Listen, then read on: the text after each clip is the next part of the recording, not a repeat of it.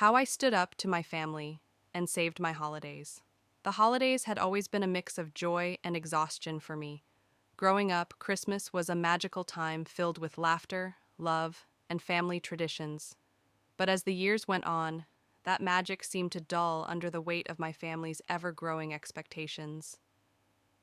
Every year I found myself in the same position, surrounded by nieces and nephews, acting as an unpaid babysitter while my siblings relaxed and enjoyed themselves. I didn't mind at first. Watching over the kids during Christmas felt like a small sacrifice for the family. But over the years, what started as a favor quickly became a burden. My siblings, Sarah and Tom, had kids before I did. While I remained single, they became parents, and somehow that meant my holidays were no longer my own. "Jane, you're so good with kids," Sarah would say as she handed me her twins. "They just adore their Auntie Jane." "You're such a lifesaver," Tom would add, dropping his 3 boys in my lap while he grabbed a plate of food and disappeared into the living room. Every Christmas, while they laughed, played games, and reminisced with our parents, I was stuck in the basement or a bedroom, trying to keep the kids entertained. The toys, the tantrums, the mess, it all fell on me. And if I ever dared to complain, the response was always the same. "But you don't have kids. You don't understand how exhausting it is for us." The breaking point. Last year, something snapped. It was early December, and we were sitting in my parents' living room, planning our annual Christmas gathering. Sarah was talking about the menu when she casually said, "Oh, and Jane, you can set up the playroom again this year. The kids had so much fun last time." I froze. It wasn't even a request. It was an expectation. "No," I said, setting my coffee cup down. The room went silent. "What do you mean, no?" Sarah asked, her brow furrowing. "I mean, I'm not babysitting this year," I said, my voice firm. "I've done it every Christmas for the past 10 years. I'm tired of missing out on the holiday." Tom laughed as if I had just told a joke. "Come on, Jane. You love spending time with the kids." "I do," I said, "but I also love spending time with the family.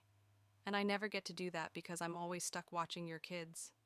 "You don't even have kids," Sarah said, her tone sharp. "What else are you going to do? Sit around and watch TV?" "I'm going to celebrate Christmas like everyone else," I replied. The fallout. The backlash was immediate. My siblings accused me of being selfish, and my mom looked at me like I had ruined Christmas.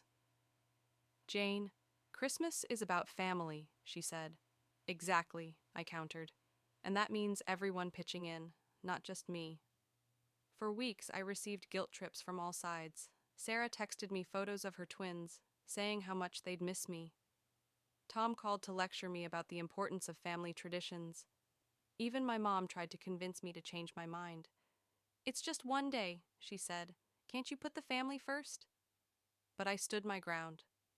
Christmas Eve. For the first time in years, I spent Christmas Eve in my own apartment, curled up on the couch with a glass of wine and a stack of Christmas movies. The peace and quiet felt like a gift. I didn't have to worry about tantrums or toys or messes. But as I sat there, I couldn't shake the nagging feeling that my family wasn't going to let this go. Sure enough, Christmas morning brought an unpleasant surprise. The drop-off. At 9 a.m., there was a knock at my door. When I opened it, I found Sarah standing there with her twins, both clutching their stuffed animals. "Merry Christmas!" she said brightly, pushing past me into the apartment. "What are you doing here?" I asked, stunned. "We figured you'd change your mind once you saw the kids," she said. Before I could respond, Tom showed up with his boys in tow. "Merry Christmas, Jane," he said, herding them inside. "Are you serious?" I said, my voice rising. "I told you I wasn't babysitting this year." "Don't be dramatic," Tom said. "It's just for a few hours. We'll pick them up after dinner." I couldn't believe their audacity. For years, I had let them walk all over me, but not this time. Taking a stand. I grabbed my coat and my keys. "Where are you going?" Sarah asked, her tone panicked. "Out," I said. "The kids are your responsibility now." With that, I walked out the door and didn't look back. A new beginning. That Christmas was a turning point. I spent the day with friends who appreciated me, sharing laughter and stories over a delicious meal. It felt liberating to finally put myself first. When I returned home that evening, my phone was flooded with messages from my siblings. They called me selfish, heartless, and dramatic. But amidst the negativity, there was one message that stood out.